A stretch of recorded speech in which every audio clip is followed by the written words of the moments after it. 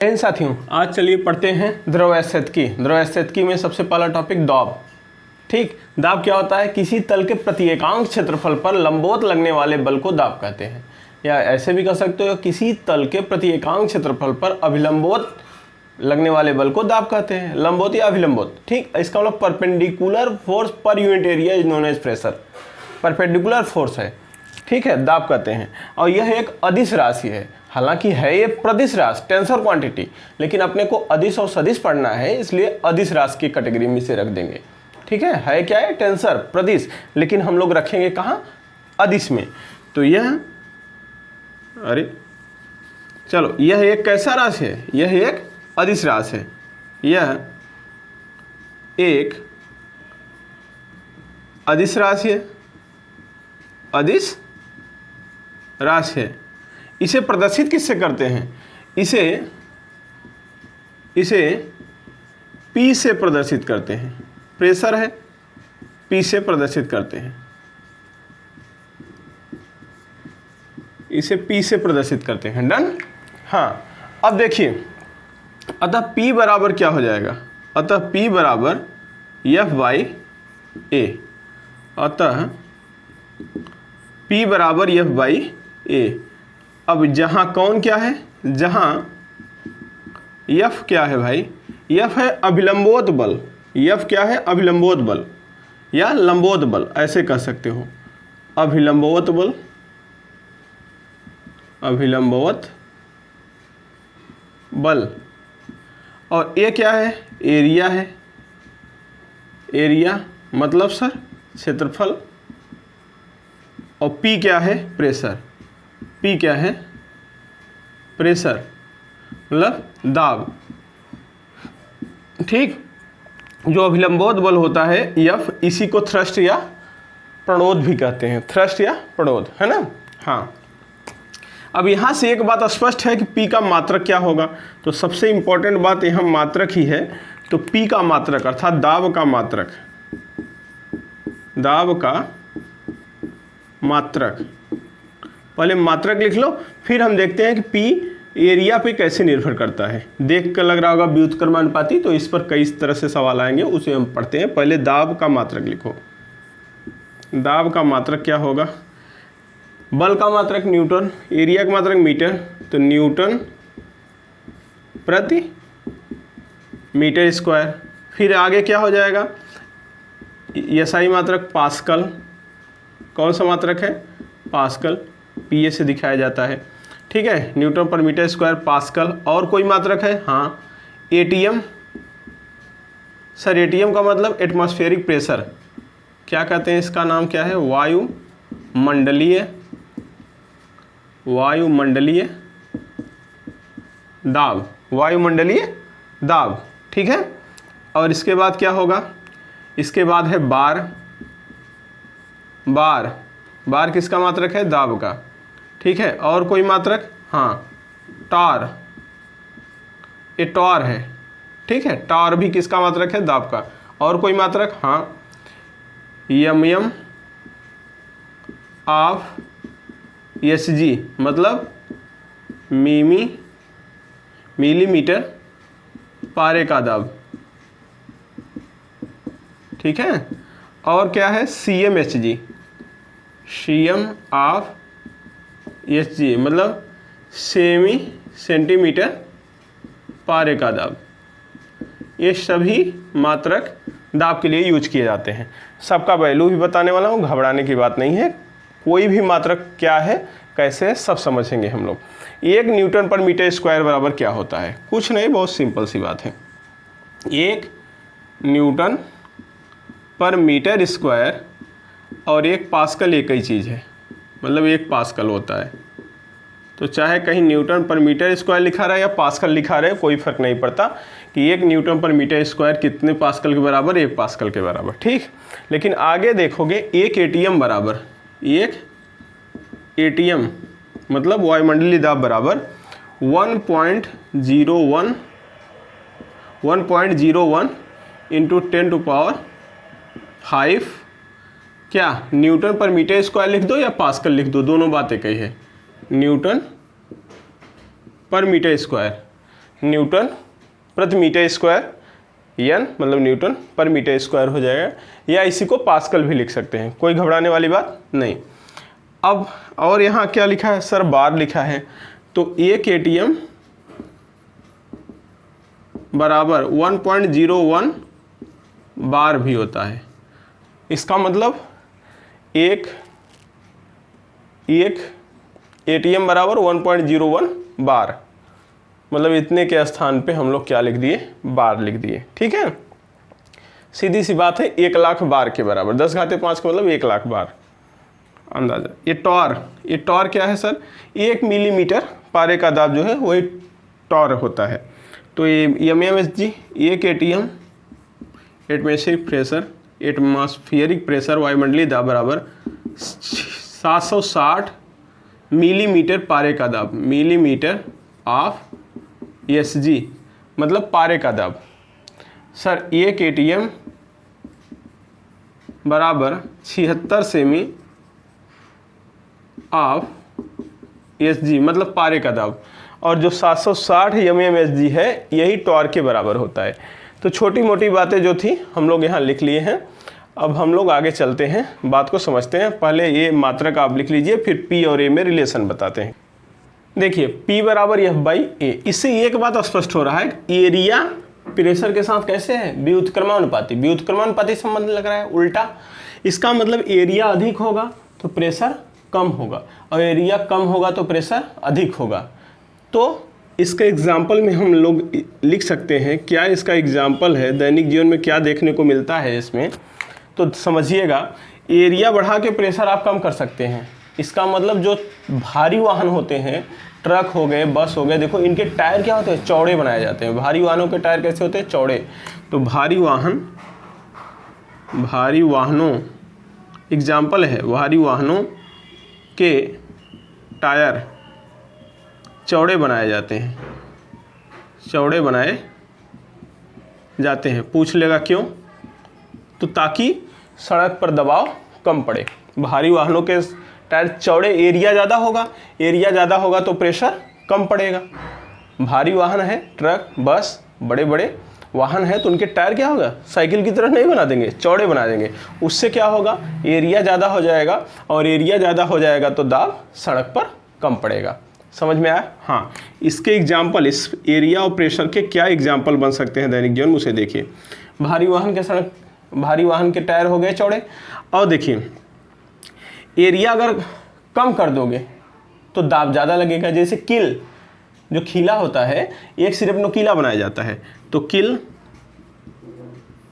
एक सिरे पर नुकीली बनाई जाती है, नुकीली बनाई जाती है। क्यों भाई?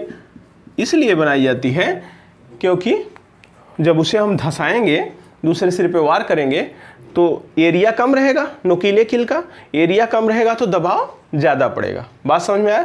एरिया कम तो दबाव ज़्यादा, तो धंस जाएगा आसानी से, इसलिए नुकीला बनाया जाता है। चाकू देखिए, धार उसका कैसे बनाते हैं, एकदम नुकीला होता है, धार भी, एरिया कम होता है जिससे प्रेशर ज़्यादा पड़ता है। चाकू में धार दिया जाता है। धार क्यों दिया जाता है, ऐसे लिख देंगे, चाकू में धार क्यों दिया जाता है, परीक्षा में पूछेगा, ताकि उसका एरिया कम हो जाए। धारदार क्यों बनाया जाता है, एरिया कम होने से क्या हो जाएगा, प्रेशर ज़्यादा पड़ेगा। ऐसे रख के काट दोगे, ठीक है। हाँ, आपकी उंगली भी चाकू की तरह एकदम धारदार बना दे तो उंगली से काट दोगे। हाँ मास्टर समझ में आया? अब देखो, कोई भी भवन बनाओ, घर बनवाओ, तो नींव चौड़ी बनाई जाती है। भवन या घर के निर्माण के समय नींव चौड़ी बनाई जाती है। नींव का क्यों बनाई, चौड़ी बनाई जाती है। नींव जो है चौड़ी, उसके ऊपर फिर पतला चलता है। क्यों? क्योंकि एरिया ज़्यादा होने से प्रेशर कम पड़ेगा, तो प्रेशर दबाव कम पड़ेगा। जहाँ भी आप एरिया कम करोगे दबाव ज़्यादा हो जाएगा। एरिया कम तो दबाव ज़्यादा, और एरिया ज़्यादा तो दबाव कम। अब दलदल में आप फंस गए, दलदल समझते हैं, दलदल में फंस गए, दोनों पैर पे खड़े हैं ऐसे, धंसे जा रहे हैं दलदल में, तो एक पैर पे खड़े हो जाइए और तेज़ी से धंस जाओगे, क्योंकि जब एक पैर पे खड़े होगे तो एरिया और कम हो जाएगा, एरिया कम होगा प्रेशर ज़्यादा लगेगा, जल्दी धंस जाओगे। अब करना क्या चाहिए, तुरंत लेट जाओ। दलदल में फंसे हो तो क्या करो, लेट जाओ, वहीं दलदल में लेट जाओ और लेट कर फिर लुढ़कते लुढ़कते निकल जाओ। क्यों? क्योंकि जब लेटोगे तो एरिया ज़्यादा हो जाएगा, लंबाई गुणे चौड़ाई, एरिया ज़्यादा हो जाएगा, एरिया ज़्यादा हो जाएगा, दबाव कम पड़ेगा, और दबाव कम पड़ेगा धंसोगे नहीं, लुंड मुंड करते हुए फिर निकल जाओ, है ना। हाँ, तो 5 नंबर क्या, दलदल में फंसे व्यक्ति को लेटकर निकलना चाहिए। क्यों? समझ में आया क्यों? क्योंकि एरिया ज़्यादा हो जाने से दबाव कम पड़ेगा, तो धंसेगा नहीं हो। समझ रहे हैं? कहीं भी आप एरिया बढ़ाओगे दबाव कम हो जाएगा।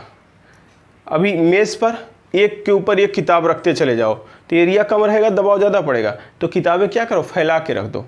किसी भी टेबल पे अगर बुक रखना है, दबाव कम करना है तो फैला के रखो। फैला के रखने से क्या हो जाएगा, फैला के रखने से एरिया ज़्यादा हो जाएगा, दबाव कम पड़ेगा। जो ट्रेन होती है, ट्रेन की देखो पटरी होती है, एक चक्का इस पर एक चक्का इस पर चलता है। लेकिन अब ये मत कहना कि ट्रेन की पटरी तो पतली होती है। सर पटरी ये देखो, यहाँ से यहाँ तक जो पूरा एक लाइन से दूसरी लाइन तक है ना, पूरा एरिया ये कवर करता है इसका। देखोगे एक दूसरे से बंधी रहती है पूरी लाइन, तो पूरा प्रेशर कहाँ, पूरे लाइन ट्रेन के पूरे पटरी पर प्रेशर पड़ता है। समझ रहे हैं? तो एरिया पूरा ये काउंट होता है। एरिया ज़्यादा होने से दबाव कम पड़ता है। समझ में आई बात? हाँ, तो एरिया अगर हम बढ़ा देंगे किसी का तो प्रेशर कम पड़ेगा, एरिया घटा देंगे तो प्रेशर ज़्यादा पड़ेगा। समझ में आया? कोई दिक्कत नहीं होनी चाहिए। तो इसे बना लो। फिर जहाँ भी आपके दिमाग में आए कि प्रेशर घटाना है तो एरिया बढ़ा देना, प्रेशर बढ़ाना हो तो एरिया घटा देना। तो बना लो, फिर आगे चलो।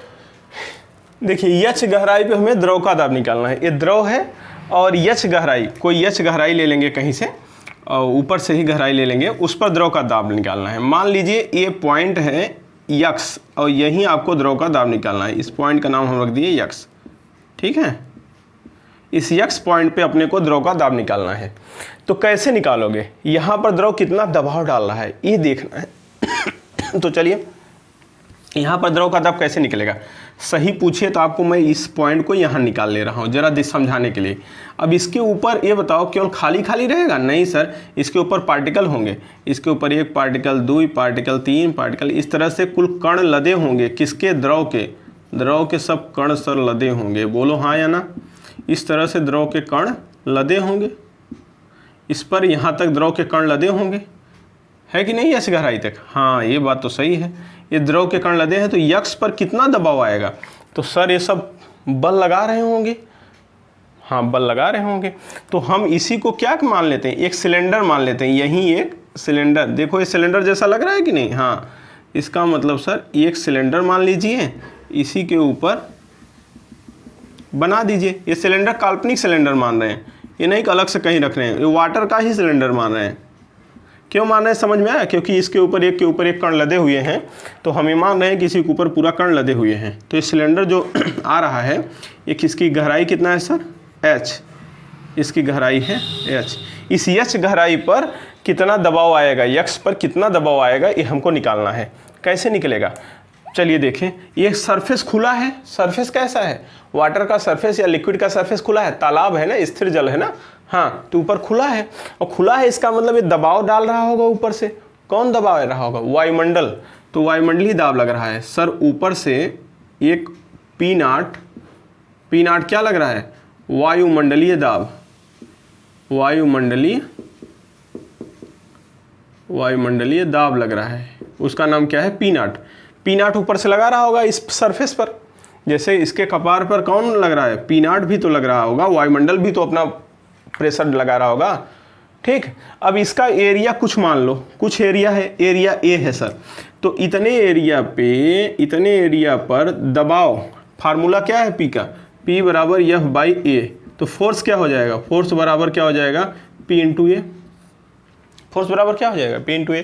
तो ये बताओ, वायुमंडलीय दाब लग रहा है P0, एरिया आपका ये मान लिए हो, तो इस पर जो फोर्स लगेगा नीचे की दिशा में वो फोर्स हो जाएगा पी नॉट इंटू ए, ये फोर्स यहाँ लगा।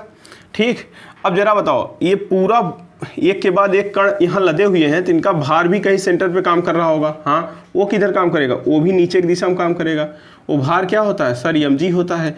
और mg भार होता है, लेकिन लिक्विड में हम m को हटा देंगे। किस रूप में लिखेंगे? घनत्व। तो घनत्व को रो से भी दिखाते हैं, d से भी दिखाते हैं, सिग्मा से भी, आगे पढ़ाएंगे घनत्व। तो रो बराबर क्या होता है? द्रव्यमान बटा आयतन, द्रव्यमान बटा आयतन। तो यहाँ से m बराबर क्या हो जाएगा? रो इंटू v या v इंटू रो, जो भी लिखो एक ही बात है। ठीक है, द्रव्यमान बराबर v इंटू रो हो गया, v इंटू रो। तो जहाँ द्रव्यमान होगा वहाँ v इंटू रो लिखेंगे। तो यहाँ से भार का एक सूत्र आ जाएगा, भार बराबर आप mg तो जानते हो सनातन धर्म से, मतलब बहुत दिन से जानते हो mg। तो m के स्थान पे क्या? v रो और g तो रहेगा। तो भार का एक सूत्र आ गया आपका, mg तो पढ़े ही हो। घनत्व के रूप में क्या होता है? v रो g।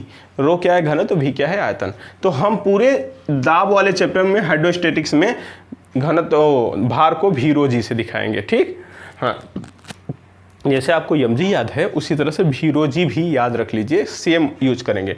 तो ये यहाँ mg जो काम कर रहा है, सही पूछो तो यही इसका सेंटर होगा पूरे सिलेंडर का, और यहाँ जितने लिक्विड भरा है उसका क्या होगा? भार नीचे काम कर रहा होगा। वो भार क्या होगा? रो घनत्व आयतन, आयतन घनत्व इंटू जी, mg नीचे काम कर रहा है। ठीक है, भार नीचे काम कर रहा है। बहुत अच्छा। अब बताइए, एक फोर्स ये काम कर रहा है, ये भी एक फोर्स है ना, देख रहे हो? पी नॉट प्रेशर है, लेकिन पी नॉट में एरिया गुणा कर दोगे तो क्या मिलेगा? फोर्स।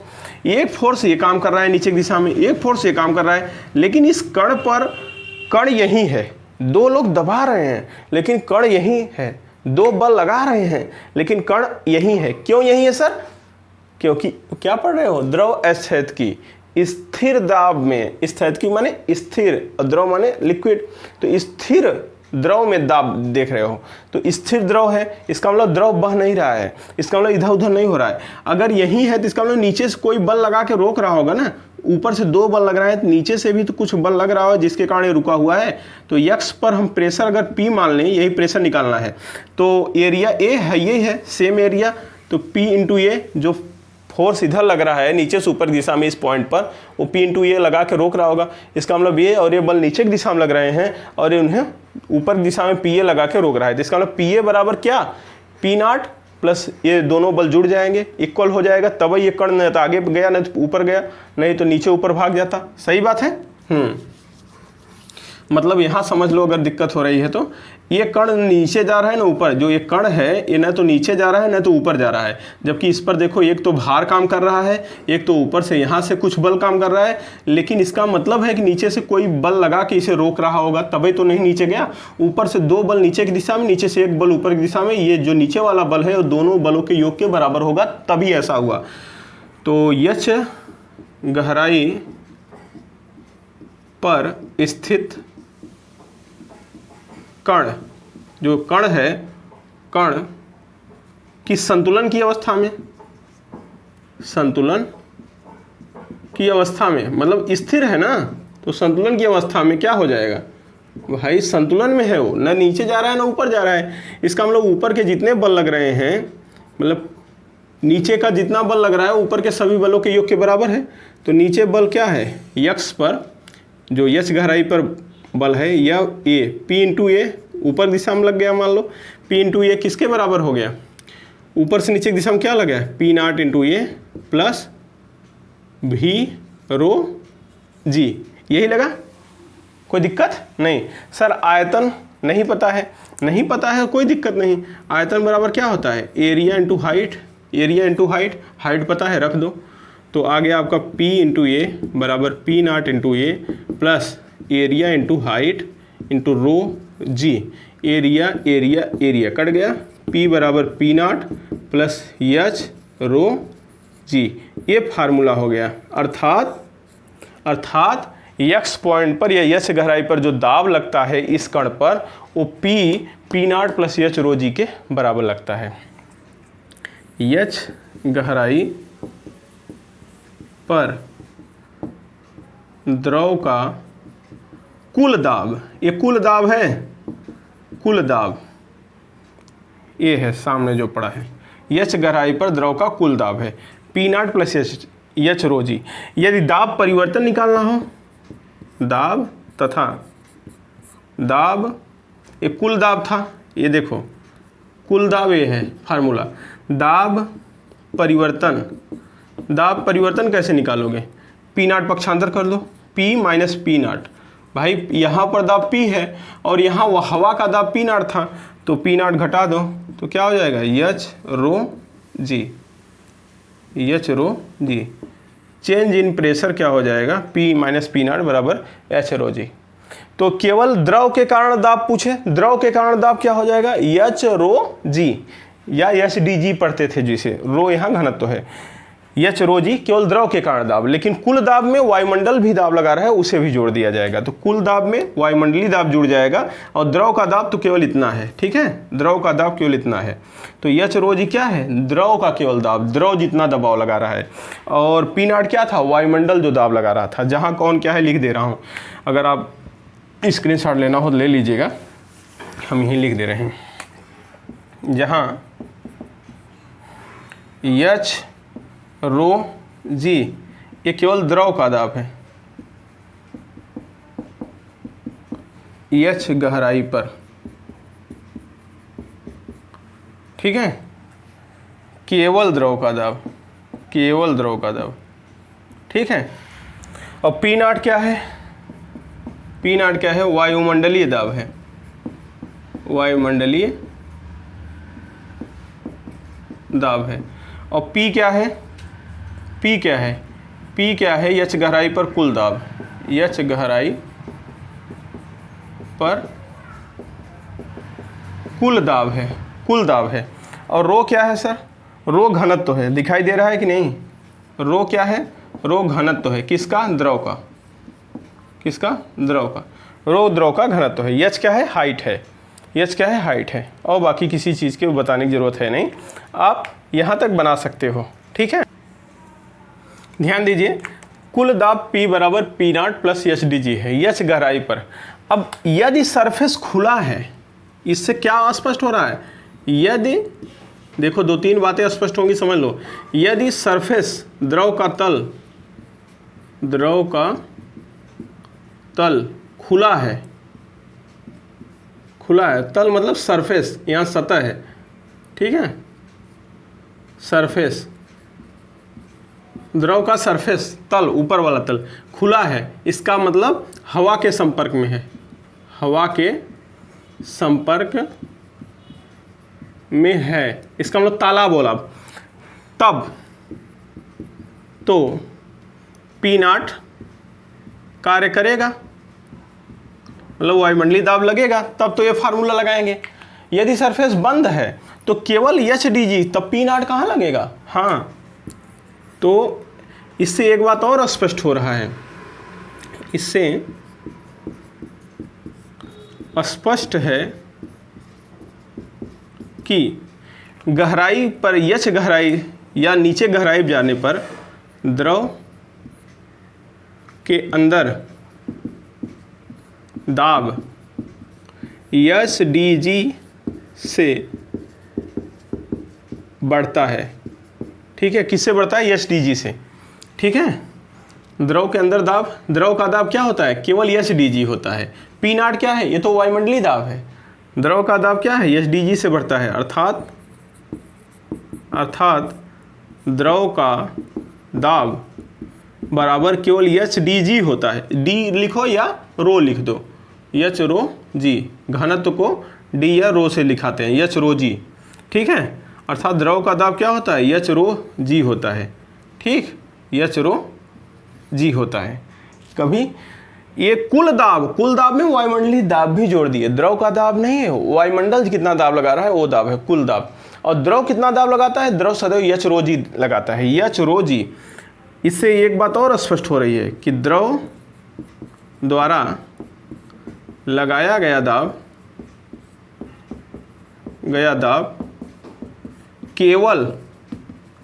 केवल किस पर निर्भर करता है, केवल एच तथा, मतलब हाइट तथा द्रव के घनत्व, घनत्व माने रो पर, अब जी पर भी करेगा, जी से नहीं मतलब, निर्भर करता है एरिया पर नहीं, एरिया पर नहीं। ध्यान देने वाली बात है, एरिया पर निर्भर नहीं करता कि कितना एरिया लिए हो, केवल हाइट पर और डेंसिटी पर निर्भर करता है, ठीक है। और समान तल पर समान द्रव में दाब सदैव समान होता है।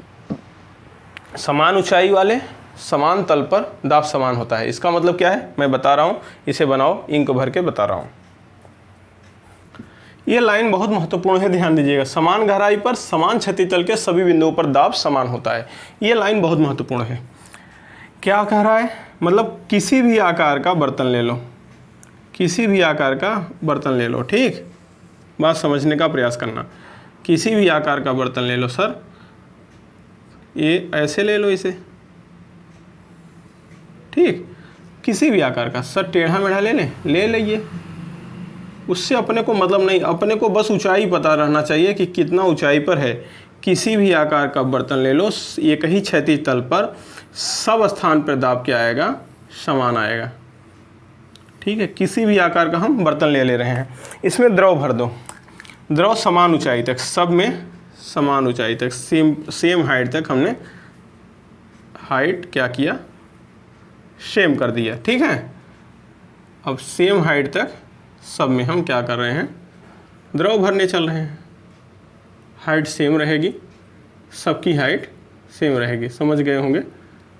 यहाँ तक सब में द्रव भरने चल रहे हैं, ठीक है, सेम हाइट तक 6, यस सबका सेम है। अब द्रव भर दो, यहाँ तक सब में द्रव भर दिए हम, लिक्विड भर दिए, ठीक। चाहे जैसा बर्तन है, देख रहे हो, किसी में द्रव ज़्यादा होगा, किसी में द्रव कम होगा, किसी में एरिया ज़्यादा है, किसी में एरिया कम, उससे अपने को मतलब नहीं है। किसी में द्रव ज़्यादा है, देखो टेढ़ा मेढ़ा आ रहा है, कैसे आ रहा है, द्रव ज़्यादा है कम है, भार ज़्यादा होगा द्रव का सर, कोई मतलब नहीं है उससे, ठीक है, कोई मतलब नहीं है। बस क्षैतिज तल में समान ऊंचाई है तो द्रव का दाब समान होगा, चाहे जिस रूप से रहे, सभी तल पर दाब समान आएगा। मतलब देखो, इसमें अगर हम इसका पॉइंट नाम ले लिए ए, इसका पॉइंट का नाम ले लिए बी, इस पॉइंट का नाम ले लिए सी, इस पॉइंट का नाम ले लिए डी, तो भाई मेरे पी ए बराबर पी बी बराबर पी सी बराबर पी डी। इसका मतलब सभी बिंदुओं पर द्रव का दाब समान होगा। क्षैतिज तल में उपस्थित सभी बिंदुओं पर द्रव का दाब समान होगा। सर हम बीच में यहाँ कहीं लाइन खींच के ले लें, इस पॉइंट पर दाब, तो इस पॉइंट पर दाब, इस पॉइंट पर दाब, इस पॉइंट पर दाब समान होगा। ऊंचाई सेम होगी तो दाब समान होगा, आकार से नहीं मतलब, किसमें द्रव ज़्यादा है किसमें द्रव कम है इससे भी नहीं मतलब, आकार कैसा है उससे भी नहीं मतलब, बस हाइट सेम है और लिक्विड सेम है, हाइट सेम है, लिक्विड सेम है। समान गहराई पर समान क्षैतिज तल के सभी बिंदुओं पर दाब समान होगा। हाँ, लिक्विड भी सेम होना चाहिए, समान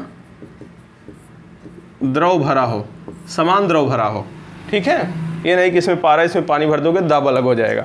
समान द्रव समान हाइट, तो दाब सदैव समान होगा हर पॉइंट पर, क्योंकि आपको फार्मूला क्या पता है सर, एच रो जी, यही फार्मूला है ना दाब का। तो पी ए बराबर भी एच हाइट आ जाएगा, रो द्रव का घनत्व आ जाएगा, जी गुरुत्वाकर्षण, और कोई चीज़ है ये नहीं है, तो द्रव का दाब समान आएगा। पीबी में भी यही, एच समान है सब में, रो समान है, पीसी में भी यही, सब समान है। देख लो भाई, रो समान है, क्यों? क्योंकि सब के लिए वाटर लिए हैं तो वाटर, लिक्विड लिए हैं, कोई दूसरा लिक्विड लिए हैं, समान द्रव लिए हैं। अगर समान द्रव ले लिए तो घनत्व तो समान हो गया, हाइट समान हो गया, तो भाई जी तो समान है, ये है समान गहराई है तो जी समान रहेगा। तो ये पी बी सी डी सब पे जो आएगा वो एच रो जी ही तो आएगा। पी ए बराबर पी बी बराबर पी सी बराबर पी डी, और कुल मिला के ये टोटल बराबर क्या हो जाएगा, एच रो जी। इसका मतलब है, देख लो, हाइट सबका सेम, रो सबका सेम, तो जी सबका सेम। समान द्रव में समान ऊंचाई तक, समान द्रव समान ऊंचाई तक भरे हैं, तो समान क्षैतिज तल में, किसी भी क्षैतिज तल में देख लोगे हर बिंदु पर दाब समान होगा। यहाँ पर दाब निकालोगे वही आएगा, यहाँ पर दाब निकालोगे, यहाँ पर दाब, किसी भी बिंदु पर दाब निकालोगे सेम आएगा, चाहे अलग बर्तन में चाहे सेम बर्तन में, कहीं भी समान क्षैतिज है तो दाब समान आएगा। बातें आशा करता हूँ समझ में आ गई, तो बना लो, काम देगा। तो बैरोमीटर है, क्या है सर? बैरोमीटर। और बैरोमीटर क्या नापता है? वायुमंडलीय दाब। यह क्या नापता है? यह वायुमंडलीय दाब नापता है, वायुमंडलीय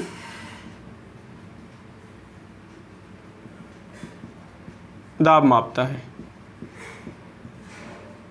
ठीक है, बैरोमीटर क्या नापता है? वायुमंडलीय दाब नापता है। तो क्या कैसे बनाते हैं बैरोमीटर? ये देखो, एक बर्तन ले लिए हम इस तरह से, ठीक है। अब इसमें हम पारा भर दिए। क्या भर दिए? पारा, मरकरी, पारा भर दिए भाई, मरकरी Hg, ठीक है। चलो इतना पारा भर दिए हैं पूरा। अब इसमें एक नली लाते हैं, वैक्यूम करके, कोई नली वैक्यूम लाते हैं। तो वैक्यूम नली लाओगे तो उसमें प्रेशर रहेगा नहीं, तो पता चला ये पारा उसमें ऊपर तक चढ़ जाएगा, ठीक है। हाँ, कहाँ तक चढ़ता है पता नहीं, या तो उस नली में खुद ही तुम पारा भर के लाओ, इसमें पलट दो, पहले से पारा उपस्थित है। ये देखो, अब एक नली लाके यहाँ उल्टा करके ऐसे लगा देते हैं। वैक्यूम नली है, वैक्यूम, ये वैक्यूम नली है, इसको उल्टा करके लगा दिए। तो पारा जो है यहाँ वैक्यूम है, इसमें निर्वात है, तो पारा निर्वात, यहाँ दाब तो वेपर दाब है, ये है पारे का, तो ऊपर चढ़ेगा पारा कुछ। पारा क्या हुआ? ऊपर चढ़ा सर, पारा ऊपर चढ़ जाएगा, कुछ ऊपर चढ़ जाएगा, लेकिन पूरा नहीं चढ़ पाता, बस जहाँ तक जाना है चला जाता है। अच्छा, यहाँ तक मान लो चला गया, बाहर वैक्यूम है, कोई बात नहीं। ये ऊंचाई क्या हो गई सर? यहाँ नाप लेंगे, यच ऊंचाई हो गई। तो अभी आपने कहा कि सर इस पॉइंट पर जो दाब होगा, जो इस पॉइंट पर दाब होगा, इस पॉइंट पर, वो मान लो ए पॉइंट है, ये पॉइंट पर जो दाब होगा वही यहाँ पर भी दाब होगा, बी पॉइंट पर, वही सी पॉइंट पर भी दाब होगा, वही डी पॉइंट पर भी वही, क्योंकि समान क्षैतिज तल में दाब तो समान होता है, समान क्षैतिज तल में दाब समान होता है। ठीक, समान। आप तो कह रहे हैं सर वायुमंडलीय दाब ऊंचाई अलग है तो दाब कैसे समान होगा? मेरे भाई, दाब इसीलिए समान होगा क्योंकि इस पर जो वायुमंडलीय दाब लग रहा है वही, उसी कारण तो ये ऊपर गया है, अदरवाइज तो यही रहता था ना, ये वैक्यूम था इसलिए ऊपर चला गया।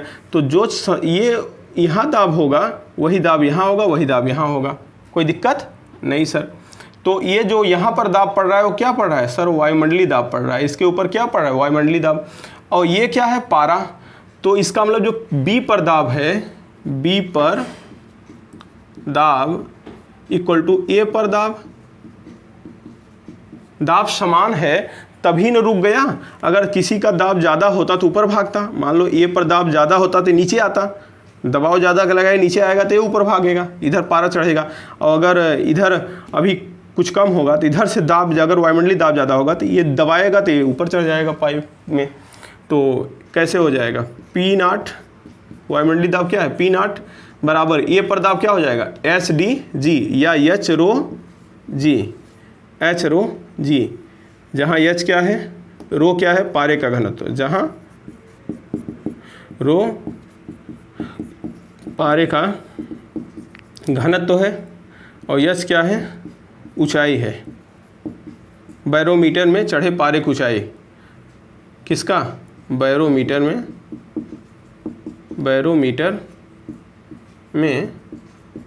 पारे की ऊंचाई है, पारे की ऊंचाई है। ऊंचाई मतलब बैरोमीटर में पारे को कितना ऊपर चढ़ा है, ठीक है। और जी का वैल्यू जानते हैं, तो पी नॉट अगर आप रख दो, सबका वैल्यू रख दो, तो एच कितना आता है? इसे नापते हैं जब ना, स्केल से नापते हैं तो 76 सेमी आता है, 76 सेमी। एच बराबर कितना आता है? एच बराबर आता है 76 सेमी। नाप कर देखते हैं, 76 सेमी आता है। तो 76 सेमी को अगर मीटर में बदलें तो 76 सेमी को मीटर में बदलोगे, 100 से भाग कर दोगे, मीटर हो गया। हाँ सर। डी, ये रो कितना होता है पारे का? 13.6 गुणे 10 घाते 3, 13.6 गुणे 10 घाते 3 किग्रा पर मीटर क्यूब होता है, किग्रा पर मीटर क्यूब एसआई में। और जी का मान 9.8।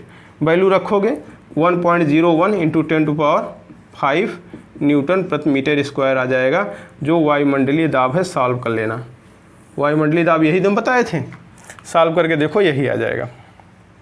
ठीक, सॉल्व करके देख लो आप।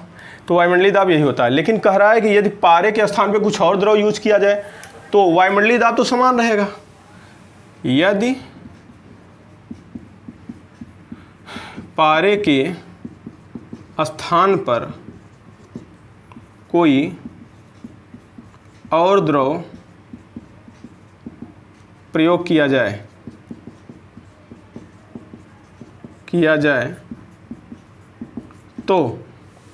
तो क्या है, वायुमंडलीय दाब तो कांस्टेंट है, तो इसका मतलब एच डी जी बराबर पी नॉट जो है तो ये तो कांस्टेंट है भाई, ये तो कांस्टेंट रहेगा। अब इसका मतलब एच डी जी बराबर कांस्टेंट, तो जी तो दोनों में कांस्टेंट रहेगा, चाहे पारा लो चाहे दूसरा कोई द्रव लो। तो S1D1 जी बराबर S2D2 जी से कट जाएगा, H1 और D का है लिख रहे हो, रो लिखो मास्टर, बार बार D लिख रहे हो, आदत ख़राब है, D का आदत पड़ गया है। H1 रो 2 हो जाएगा, ठीक है। H1 रो 1 बराबर H2 रो 2। मतलब अगर पारा को छोड़कर कोई दूसरा द्रव लोगे तो आप इस सूत्र से उसकी ऊंचाई निकाल सकते हो। जैसे वो कहेगा पारा कितना तक जाता है, 76 सेमी तक, ये तो पारा के लिए हो गया। और पारे का घनत्व तो पता है, पारा कितना वायुमंडलीय दाब जाता है 76 सेमी, तो पारे का हो गया 76 सेमी, 13.6 × 10⁻³ घनत्व हो गया। और उसका दूसरे द्रव जो यूज करोगे उसका घनत्व तो बस पता रहे तो H2 तो तुरंत निकल आएगा, कितने हाइट तक जाएगा, कितने हाइट तक जाएगा, निकल आएगा। सही बात है, हाँ। तो बना लीजिए, फिर देखते हैं आगे। देखिए अभी फार्मूला सिद्ध करते समय हमने पी नॉट को कांस्टेंट समझा था, ताकि फार्मूला हमारा सेट हो जाए कि एक ही स्थान पर अगर हमें ऊंचाई दो द्रवों के साथ तुलना करनी है कि पारा के साथ और कोई द्रव यूज क्यों नहीं करते तो उसका हाइट कितना आएगा, तो H1 रो 1 बराबर H2 रो 2 आया था। पी नॉट कांस्टेंट लिए थे, लेकिन ध्यान देना पी नॉट सदैव 1 ATM या 1 ATM क्या होता है सर, 1 ATM बराबर 760 mm SG होता है। सही बात है, 760 मिलीमीटर तक ऊपर जाता है। पारा अगर भर दोगे तो 76 सेमी या 760 मिलीमीटर, एक ही बात है। तो 76 सेमी या 760 मिलीमीटर तक ऊपर जाता है, ठीक है। तो पारा तो 1 ATM के बराबर सदैव नहीं होता, लेकिन कभी कभी ना ऊपर ले जाने पर भी घटता है, लेकिन पृथ्वी तल पर भी क्या होता है, पारे का दाब सदैव 1 ATM नहीं होता। वायुमंडलीय दाब में, वायुमंडलीय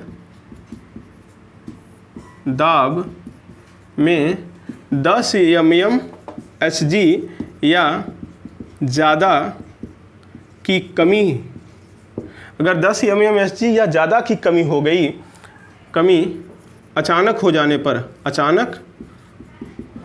पर तूफान आने की संभावना होती है, तूफान आने की संभावना होती है। अगर तुरंत वायुमंडलीय दाब 10 mm या इससे ज़्यादा घट गया अचानक तो तूफान आने की संभावना। यदि पारा धीरे धीरे ऊपर चढ़ता है तो मौसम साफ रहेगा। लो मौसम वैज्ञानिक बन गए, हाँ, मौसम साफ रहेगा। यदि पारा धीरे धीरे नीचे जाता है तो वर्षा की संभावना है, वर्षा की संभावना होती है, ठीक है, वर्षा की संभावना होती है। समझ में आ गया, हाँ। तो इसे बना लो फिर।